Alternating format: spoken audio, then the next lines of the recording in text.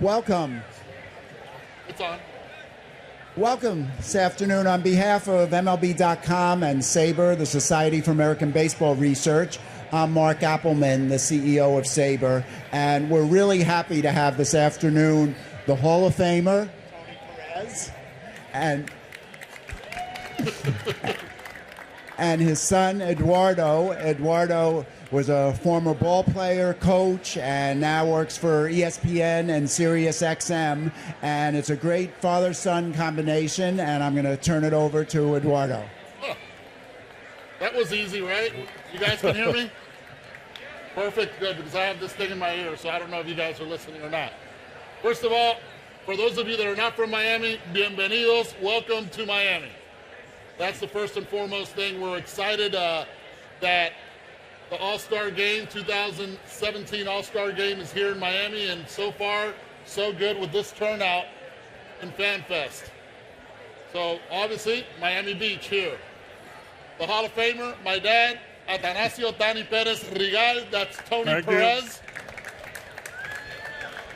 It's an honor for me. This is the second time that SABR has invited us to be a part of their community and be able to speak a little bit, not only about the numbers of the game, but also the history of the game that he's seen, that I've lived through my eyes watching him play and watching the greats of today and the future of tomorrow play.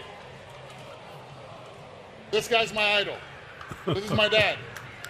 Everything you hear me say on TV, I've learned from my father and from all the players that played around him.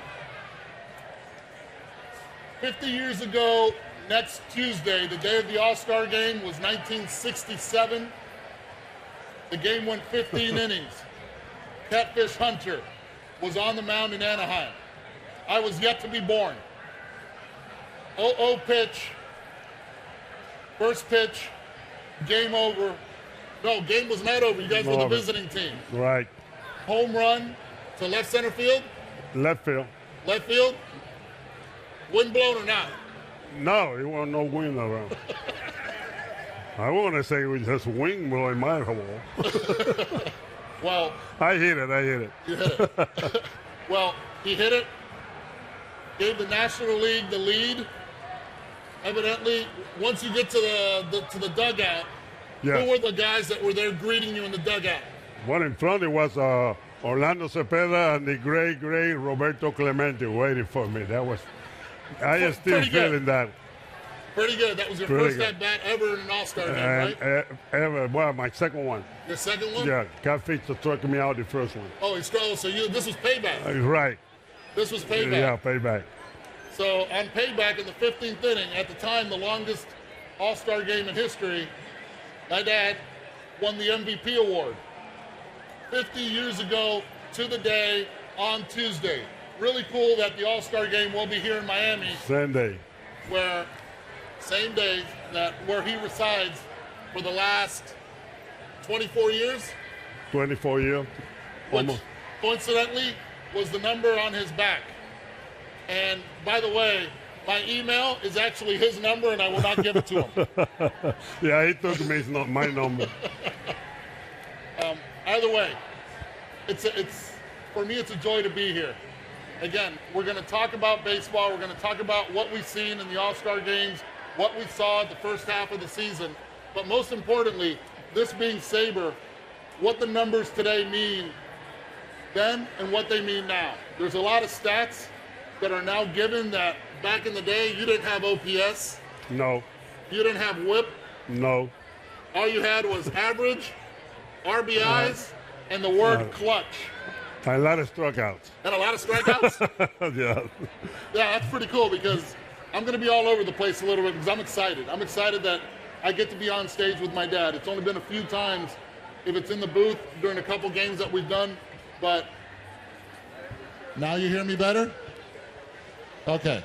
So I'm excited because there's not a lot of times that I've been able to share moments with my dad on stage. Yes, we watch a lot of games on TV. If it's at home, we're evaluating games, the whole thing. But to be able to be on stage, sharing the history, sharing stories of me growing up in the Cincinnati Reds clubhouse since I was little, learning without even knowing that I was learning, walking into the clubhouse and Sparky Anderson saying, listen, these are the rules. You let the men play. You kids watch. And when he said kids, that was Ken Griffey Jr., Pete Rose Jr., Tommy Helms Jr., we can go Ed Sprague, Brian McRae, my brother, a lot of guys. In Bourbon, total, Pedro Bourbon. Kids. Just to put it in perspective, out of the kids in the 70s from Cincinnati that grew up in that area, in that stadium, around that environment, it was 12 of us that signed professionally. 5 of us won in the first round. And I think a lot has to do, forget about genetics, it was about learning from the guys that knew how to play the game. Enough about me. Let's talk about this man right here. I call him Papi, so I'm going to continue calling him Papi. Forget about Dad. I don't know how to say that. So, and we will also speak in Spanish, just in case so you guys, because it's very odd for me to speak in English to him. All-Star Game 1967. What's the difference then to what you've seen now in the recent All-Star Games? Well, there's a lot of difference here now. It's you can see this FanFest. We don't used to have that. I mean, that big, and with a lot of things to do for the kids and a lot of things to do for the fans. We used to do something, but not like this. To me, this is great because you fans coming in and you can see everything and what they're doing in baseball now, what we're not doing then. But it's amazing. It's amazing the way they put it now. I love it. I really love it because I see something I never seen before. I had to take this thing out of my ear. It was driving me nuts. When going back to the All-Star Game, and back then it was a lot of. I remember as a kid seeing a lot of presidents. Always there was always. You went to 7 All-Star games, right? And in that time, a lot of presidents would also come through the clubhouse, right, meet and greet with the players. I remember a table full of baseballs that you guys would have to sign. Obviously, they would keep, each player would keep 2 baseballs. 2 baseballs. And then my brother and I would play on the beach with one of those baseballs. It was a baseball. I was a kid. But you talk about, and I have to fast forward to the toughest pitcher that you ever faced, which at the time, if I'm not mistaken, was, and I'll let you say it. Bob Gibson. Bob Gibson. Bob Gibson. And this is a conversation that I have a lot with a lot of current players where they used to ask me, well, now everybody throws 95, 96, 97. They all have, a lot of them have tough sliders. But why did Bob Gibson stand out back in the day, and who would today compare to somebody like him, or is there somebody that compares to him? Well, I call him Gibby. Gibby has everything. He got a good fastball. He got a slider was a sectional, and his control. He know where to put the ball. He can put him on the U chest, or he can put him on the outside. I mean, he can pitch. He can throw whatever he wants. His slider was amazing because he wasn't that big, but he was big enough to fool you and to get you out. And that was what Gibby was so tough. And he wasn't afraid to pitch inside. He pitched inside, and he let you know he wasn't coming. He was there on the mound. And a lot of pitchers don't do that now. They're just trying to pitch away and away and away, and not too many come in. And that's something you have to do to a hitter.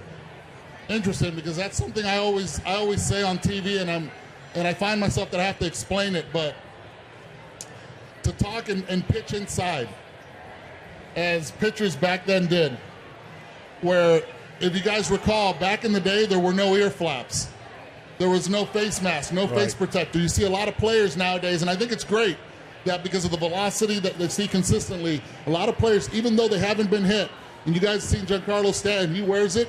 But there's a lot of players. Yadier Molina wears it. I've seen Josh Donaldson with Toronto. He wears it. A lot of guys are starting to wear the face protector, where then there were none. There were none at all. And I would never dare to go up there without an ear flap because I was not used to it. I mean, there's no chance he would grab me or see me doing that. Now, we talked about the toughest pitcher. Now, who was the best all-around hitter that you played with? Not against, that you played with during your career? And they told me your microphone's working now. Well, I played with so many good hitters. I mean, when I played with Boston, I was a Katja Strensky. He was a guy who hit for the side. I mean, he was a guy can hit for average home runs and RBIs. The Triple Crown, right? Triple Crown 1 year. And I played with Frank Robinson. And I think that's where I learned from. I think I learned the game of baseball and how to play the game the way you're supposed to should play the game with Frank Robinson. He was I played only 1 year with him. Then he got traded in '66. I played in '65 with him, and I watched him play. And really, it was sad when the Red traded him, because I think I can learn more how to play the game and try to do my job and try to win ball game. And I did that with Frank. Now, you told me a story one time. Better said, you always told the story around a lot of people about Frank Robinson. And I don't know if you guys are young kids. Don't be yawning on me. I'm watching you. If you guys go on the computer and watch who Frank Robinson was as a player, because you used to tell me the story of it did not matter if a pitcher would throw him up and in and knock him down, he would get right back up, right? Never intimidated. Oh, yeah, they never intimidated him. I remember what's going on with him and Don Drysdale. Don Drysdale used to knock Frank down all the time. Every game I see he play, he knocks Frank down. He get up, and Frank get up and hit a home run. And they never say a word to each other. They can get him out, struck him out, whatever. But those guys was, Drysdale was the guy who liked to pitch inside too. And Frank was the guy who liked to be pitched inside. Because I remember one time, and Frank was a little slump, because he never had a long slump, but a little one, he told us, he said, I got to get closer to the plate. He almost hit on top of the plate, very close. And he said, I got to get on top of the plate that can knock me down, and then he can get me out of this. I didn't lie. He went there, and he threw that, and he was knocking down. He get up, and next pitch he hit a home run. And then from there, he was a hitter straight. Wait a second, because we see it all the time. The guy throws up and in, the hitter bows up, says, "You're trying to throw to me. Here comes the fight." Right. Back then, you didn't have that? Well, I had fights, but when the guy knew, they don't try to hit him, because they knew when they want to hit you, they hit you. But when they knock you down, they just want to rush you back. But when they want to hit you, they hit you, because they mostly pitch, back then they had that control to do it. So what's the difference now in today's game that you've noticed compared to the past? Well, when you throw a couple pitches up, you get they told you not to. I mean, you get a warning. We don't have warnings out there. There were no warnings? No warnings. Now, if the guy threw by, again, the manager got thrown out and the pitcher got out of the game. I mean, back then, no. You got to get up and go. All right. Let's talk a little bit about, fast forward a little bit to the All-Star game this year. You got a lot of All-Star representatives. You have, from the Miami Marlins, you have Marcell Ozuna, you have Giancarlo Stanton. Right. Two players, and you have Justin Bour that'll be in the Home Run Derby. Right. What have you seen in their development? Because you've seen them since they were coming up, and I was actually a hitting coach for Giancarlo Stanton. But what have you seen from the day that they signed to who they are now, how they have developed? Well, I can talk about Ozuna more than either the other one, because Ozuna come up, I see him go through the minor leagues like Stanton. But Stanton was a better, to me, he's a strong like a bull. And he can hit a ball farther than anybody. Maybe, I don't know, maybe that guy with the Yankees. Aaron Judge is proving a lot of people wrong. Yeah, I don't know. I have to say, It's those two scary. guys can hit a ball a long way. But Stanton was a good hitter in the minor league. He hit for average, for power, and driving run. But now he's trying to do, sometimes to me, he's trying to do too much. He's a strong, he's still up, but and now he's chasing too many bad pitches, I think. We try to, to tell him to be more patient and stuff like that, because every time he get a pitch, he hit it out of the ballpark, a good pitch to hit. But Ozuna, he been slower than Stanton, to get where he is now. To develop. Exactly. To develop now is, to me, right now, Ozuna is on his full. He's about 28, 29. Now is when he's ready to go. It's what he having a great year this year. He's not swinging those bad pitches he used to swing. He's more in control. He's more patient, and he is strong too. You know what's interesting? He talked about the discipline at the plate. I think it's really cool to note for all you Yankee fans watching Aaron Judge and watching him when he came up last year. He was chasing a lot of pitches out of the zone. If you guys look at the home runs, if you guys look at the chart of the home runs of where Aaron Judge has been able to hit the ball, everything is in the middle. Nothing's down, nothing's up. It's right in the middle area, inside and out. And he's been able to use the entire field. It's really interesting that this year he did not chase as much as he did last year. Now, how does a player mature that quick to be able to do those adjustments in the offseason to translate them into what Aaron Judge has been able to do? Well, you have to work, and the first thing is listen to your coach. I mean, your hitting coach, seeing what you're doing wrong, and when you're going down, when you're back in the cages, and you're working on it, you have to work and what he tells you, not what you want to do. And that's what now sometimes when the players go in the game, they want to hit a home run, just going deep. But it's a power game now. It's a power game. That's what people want to see. They want to see home runs, though. Yeah, they want to see home runs. We see a lot of strikeouts too. Yeah, that's what happened. A lot of men left on base. I don't like that, because I used to want to see men on base and driving me in, but now you get the bases loaded, nobody out, no run, maybe one. Maybe we got through a wild pitch. So you're saying the art of manufacturing a run is really not as emphasized as it is in the past? No, it's not the power. It's make contact when you need it. Let me ask you this. We hear a lot on TV, and I'm guilty of it, people saying, well, launch angle. You see a lot of the launch angle, a lot of that word that you never heard before. How do you create launch angle when, and I talk to a lot of old timers, so I'm kind of curious. I've never asked my dad this question, but how can you create launch angle when there's a ball that's coming at 90 to 95, sometimes 98 miles per hour at you, and you're just trying to make contact? Launch angle. Because you are strong enough to make contact and hit the ball out of the ballpark. I was strong too, not like a Stanton and George and those guys, but I knew when I get the head out. You know what the head out is? Get the head out. Right. I know I'm going to hit the ball along the way, but I never put myself as a home run hitter or a power hitter. I always think about myself as a line drive hitter. That's what most of my home run went quick, line drives. I know how to hit a ball. I didn't hit too many fly balls. Yonder Alonso, which did not have a lot of home runs throughout his career, Miami native, playing with the Oakland Athletics, has had the most home runs of his career, right? He ended up working actually with a Miami native, Mike Tozar, in the offseason to create more lift. So far, it's working for him. Good. There are ways of doing it.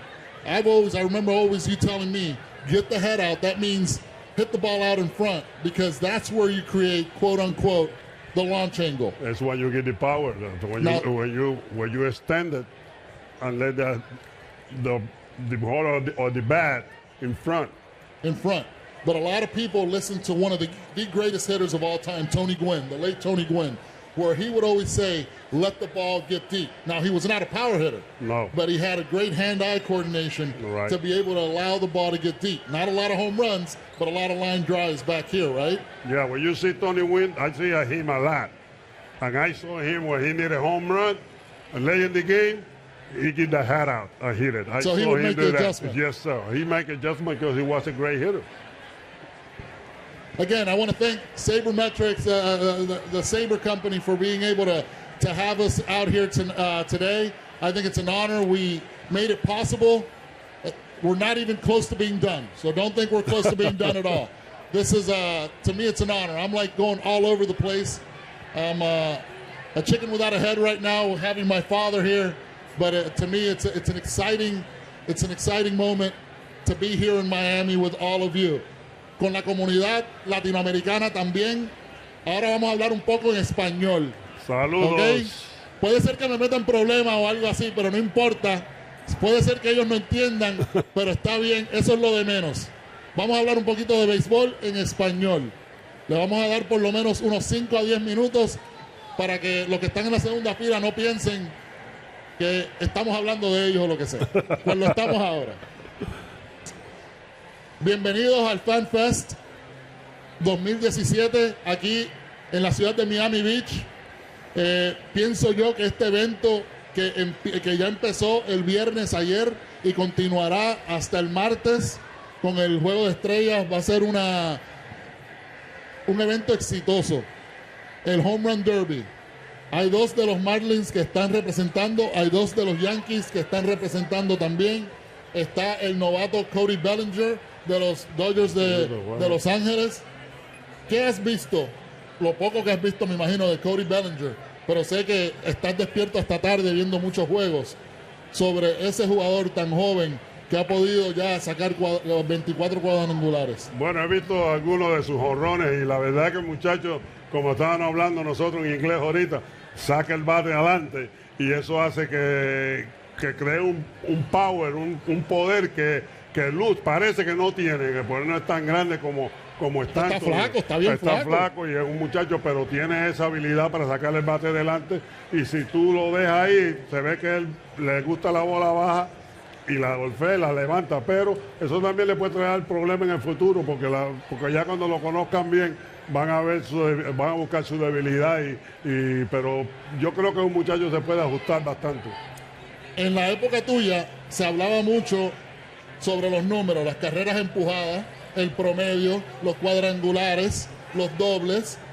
Hoy en día los números son completamente distintos. La compañía esto es un buen ejemplo de esta compañía y muchas otras que están online y que han ayudado a muchas organizaciones a desarrollar jugadores ahora y también organizaciones como el equipo de Houston, que lo ha hecho a base de números. Y se ha visto que ahora han habido números nuevos como OPS, si es BABIP, que es Batting Average Balls in Play, for all of you, just in case that's what we're talking about right now. Nuevas fórmulas que no habían antes. ¿Qué tú piensas de cómo ha desarrollado las grandes ligas en desarrollar sus jugadores con los números? Bueno, claro, eso se ve por la computadora. Ahora todo se puede hacer en la computadora y tú puedes sacar más, ampliar más lo que tú puedes saber y informarle a los fanáticos lo que ellos quieren saber, ¿no? Antes no tenía esa facilidad y entonces todo tenía que ser por escrito y se buscaba lo que se podía, ¿no? Se hacía. Pero yo creo que sí, el béisbol ha cambiado y todo lo que hacen ahora es para ayudar a que la gente aprenda más lo que ellos están tratando de hacer en el béisbol ahora. Perfecto. We're going to go back to English now, right, guys? That was our 5 minutes of Spanish. Just in case it is an international city, guys, we have to do it. It's a must. Baseball, every language. There's, by the way, quote unquote, leadership in every language. So we have to make sure we mention that. Again, for all you Miami Marlins fans, thank you for being here. Thank you. Thank you for being here. It's a delight to be here on stage with my father. Again, I'm Eduardo Perez. This is Tony Perez, the Hall of Famer. He's a bigger Hall of Famer at home than he is in Cooperstown, just so you guys know that. Tony Perez también. Atanasio Tony Perez. Same guy. Well, you guys don't know a little bit about me. I do at ESPN. I do Baseball Tonight. I do a lot of games for ESPN nationally. I will be also doing on ESPN2, we'll be doing the Home Run Derby in Spanish. At the same time, ESPN will be doing it in English. Ernesto Jerez will be my partner. If you've never heard him call a home run, it is awesome. It is awesome. That Dominican can do it, and he can do it right. For the All-Star game, it'll be on Fox. Internationally, it'll be on ESPN Deportes. Again, I will be doing it in Spanish with Ernesto Jerez, a complete honor. And the ambassador of the All-Star game, it's this man with Jeff Conine. So again, the Marlins representing well, and I hope all of you will be able to see a great event, because last year in San Diego, it was awesome. The year before in Cincinnati, fabulous. And I know Miami, we can do it right here. So that's going to be great. Again, I do ESPN. I also work for Sirius XM Radio.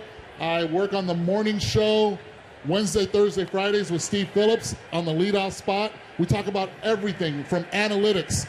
We crunch down. Sometimes we talk about SABR. We do everything. We talk about last night's game. We talk about anything that is current, anything that has to be talked about. If you guys wake up in the morning, turn it on your XM, Sirius XM. It is awesome. Now, 7 o'clock. 7 o'clock. He's listening. He's there. Sometimes. He texts me sometimes like, what'd you say? So I said, call in. Either way, I played for parts of 13 years in the major leagues.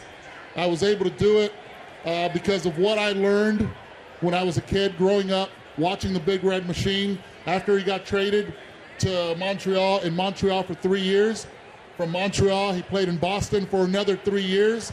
Then he played 1 year in 1983 with the Philadelphia Phillies. That year they went to the World Series, and they lost to the Baltimore Orioles, Cal Ripken's Baltimore Orioles, because Cal Ripken was a rookie that year, right? Right, yes. And then from there, went back to Cincinnati for 3 more years until he hung him up and then coached. That time it was watching the game from a different light, but at the same time, we've always, as Perez has been involved with baseball, one way or another. If it's Major League Baseball, if it's minor league baseball, if it's winter league baseball, this man's seen a lot. And I've always seen a lot in the background as a kid growing up. I'm the guy that used to heckle all the umpires when I was little, and now I've respected every umpire when I played. So it's a great dynamic there. As far as my father, inducted into the Hall of Fame in the year 2000. Yes.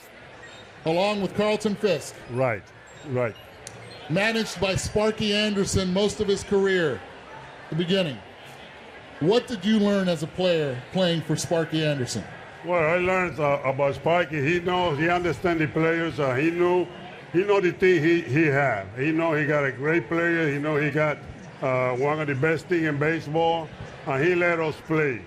I remember when he in spring training, he had a meeting with the whole team. He mentioned Johnny Bench, Pete Rose, Joe Morgan, and myself. He said, "Hey guys, those 4 guys, they're gonna take you to the World Series. Follow them, and don't try to do what they do on the field. I mean, here in spring training. So be yourself. Yeah, be yourself and not trying to be." And he knew we're gonna score a run. We know we're gonna play good defense. We're gonna run the bases well. We know how to play the game. Everybody in the lineup know what to do to win ball games. We didn't have a great pitching and stuff like 20 games winning or whatever. We got a good pitching. Relievers, great. We got a guy who can pitch too, because they always talking about the 8 guys, but pitching was good. That's why we win so many games. You know, it's curious. He mentioned defense. Guys, we've seen the shift, right? We've seen it all around. We've seen the analytics talk about the shift. All right. This is a pet peeve of my father, so I'm gonna poke at it. What do you think about today when you see a complete shift and there's a runner in scoring position and the hitter can't get the run in? Go ahead, let it out. They're not going to give me out. I mean, there's no way I'm going to hit a ball back. If I am a right-hander, they play, that be the second baseman open. Hey, ground ball to second base, and maybe double. Is it that easy, though?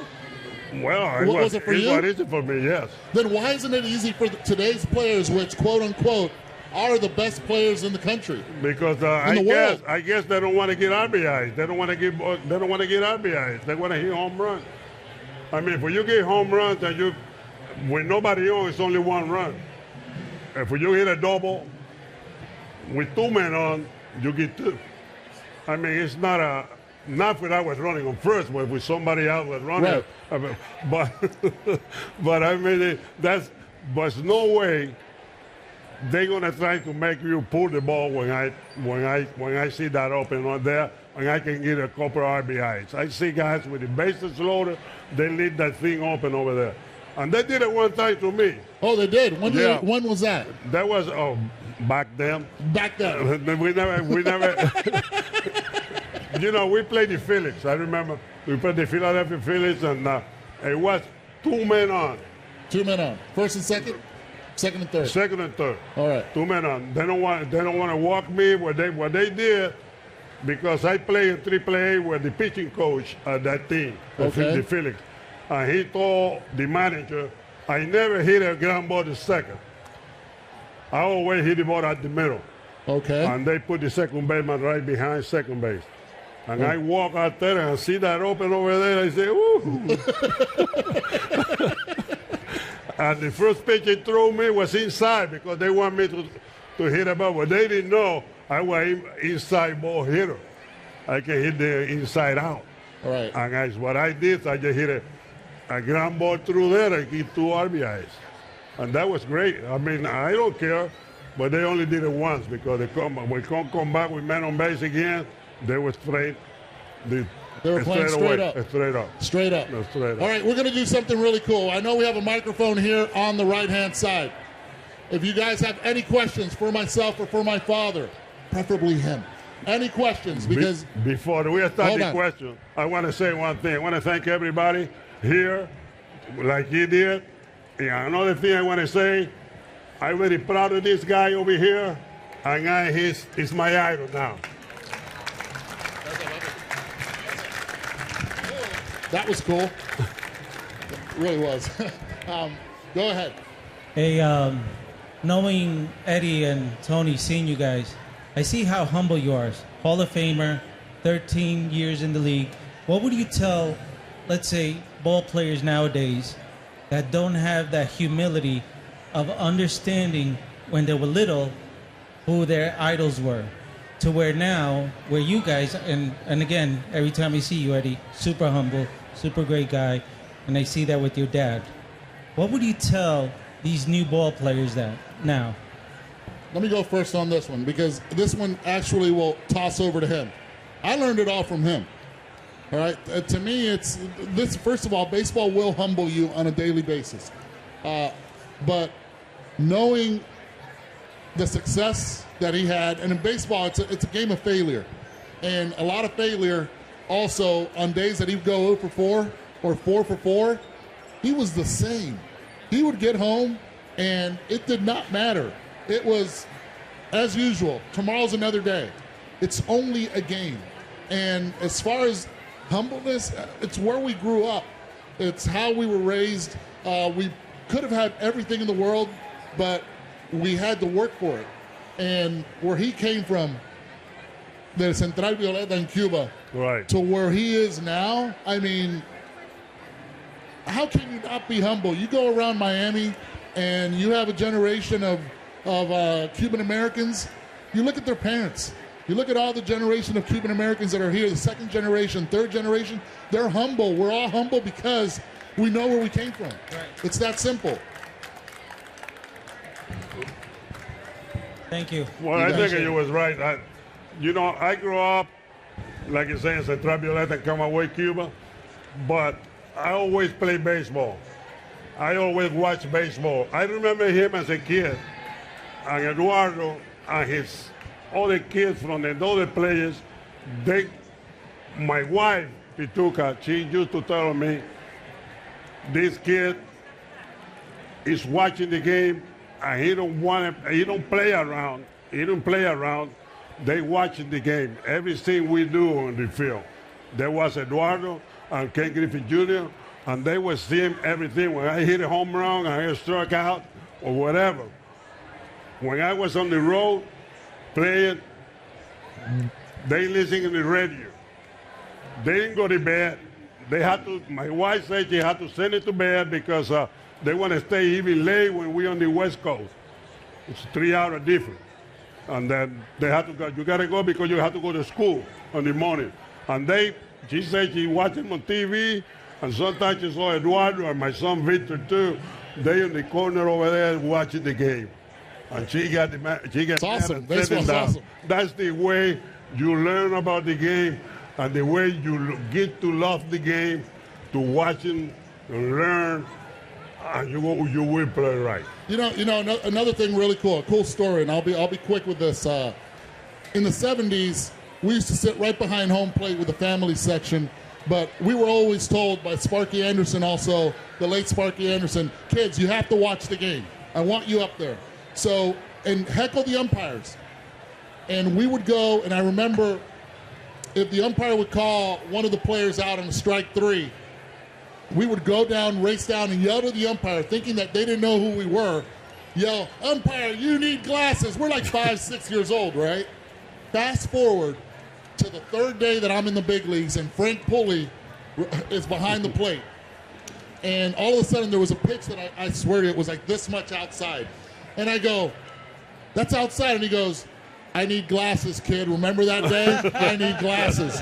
So payback was awesome. I loved it. I was like, okay, we're even. We got it. And again, that's why I've said I've learned to respect every umpire out there.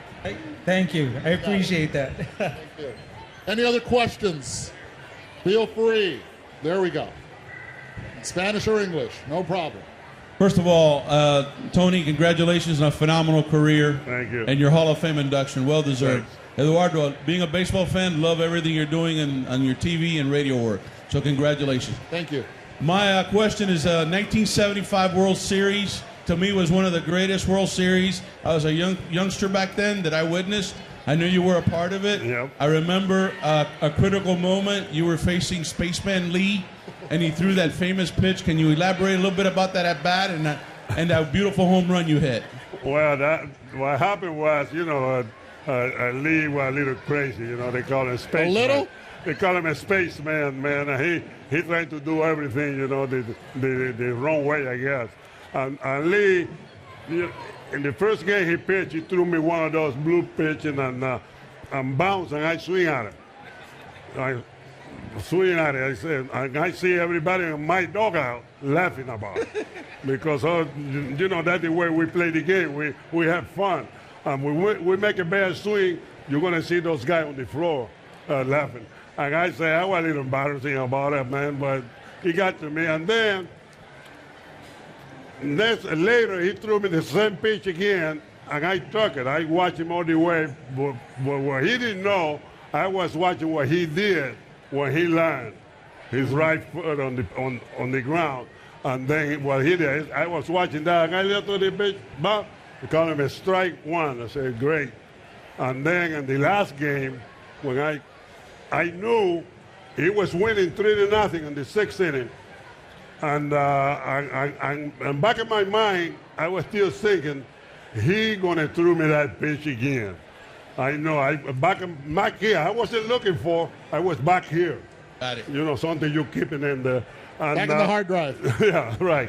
And then, he was pitching well, 6th inning. I got a hit to the right field because he was keeping the ball away, running away. He didn't give you a good pitch to drive. And then, in the 7th inning, I come out with one man on, and I see what he did, and I see when he said, here he come. When he come down, I know it's coming down. And then I watched it, and then when he got there, Awesome. The rest is history. And then, my thing, like it was the thing you had to not pinch it a little bit, and when we jump out. Awesome. And that was, we tied the game and win it. Way to go. Thank Can you. I ask him one more May I ask you one more question? Because I've always I know it's controversial when you mention this person's name, Pete Rose, but how was it to have him as a teammate? I've never seen a ball player more energized than Pete Rose and how aggressive he played the game. The one thing I'm going to say, well, go ahead. I don't think it's controversial in our house. So go ahead. It's not controversial in my house. Okay, good. I always say Pete Rose belongs in the Hall of Fame. And if they don't want him in baseball, it's all right. But he belongs in the Hall of Fame. The way he played, the way he plays to win. He was a great teammate. He said his goal for the year. He did it. I want to hit so many doubles. We're going to hit. But he never say about the home runs, though. But he say I'm going to give so many hits, 200 hits or more. He all the way, and he did. I mean, he wasn't that type of player. He played, to call it Charlie Hustle because the way he played the game. He don't care who's out there. If he's going to win the game, he would do anything. Though. Absolutely. Thank you for answering my questions. Great player. Thank you. You have another question. We have a few more minutes left.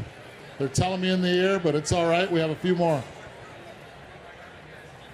This is actually a little more controversial. It's something that's been talked about. When or if do you think there'll be a pitch clock put into the game? Because that's something that I know there's been a lot of talk about. I think the commissioner's thinking about talking about it on Monday, but I've seen it in the stadiums that they have it, but when will it actually be enforced, if ever? Well, that clock is put in between innings right now at the major league level.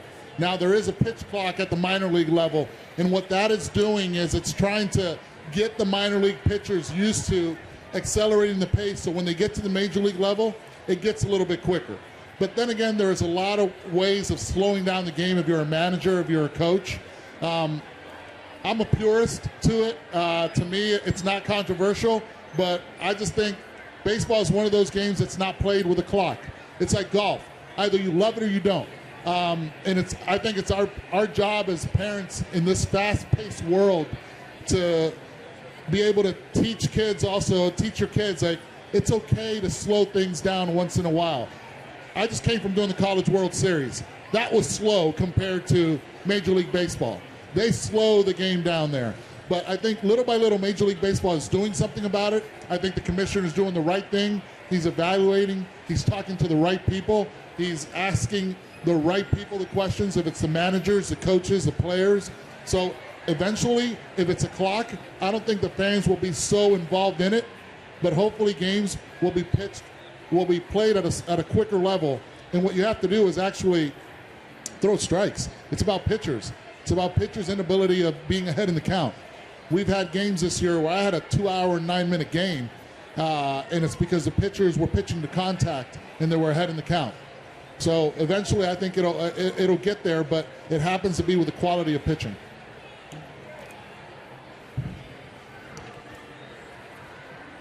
Like the green hat. Hey, Tony, you were just inducted into the Negro League Hall of Fame a couple weeks ago in Kansas City. Yes. Congratulations. Thank you. And what did that mean to you, Tony? It means a lot. I remember, growing up in Cuba, some of the players from Cuba, I wasn't allowed to play in the big leagues because the color of his skin. And I always admired that, the players to come from the Negro League to play in the winter ball, and I see it, a lot of us. And I went through that in the minor leagues, way back then, and to be there and they honoring me, there was something really to hit me harder. Congratulations, Tony. Thank you. Yeah. Guys, I was just told in the ear we have a couple minutes left. Again, I want to say and reiterate how happy I am to be invited here by this organization, the SABR organization. You guys have done a fantastic job, much respected both by my father and myself, and to be here again, first time at the FanFest, second time invited. Thank you so much, Mark. Thank you so much for having us here. Thank you. Para los fanáticos, muchas gracias por estar aquí con nosotros. Ya sabes, tienen a otro aquí, Eduardo, mi papá Tani, como familia. Cualquier cosa, por favor, Sabe que estamos aquí para todos ustedes. Guys, thank you so much for having us here. And thank you. Enjoy Miami. For those of you that are visiting, enjoy Miami. I see a couple Seminoles over there. I'm sorry, UM. I'm sorry. It just happens. But either which way, there you go. But again, baseball for us is life, and it's awesome. It's given us a lot. So thank you so much. And parents, keep coaching your kids. Keep teaching them the right way. You guys are their role models. And let him this play, guy's please. mine. Let him play.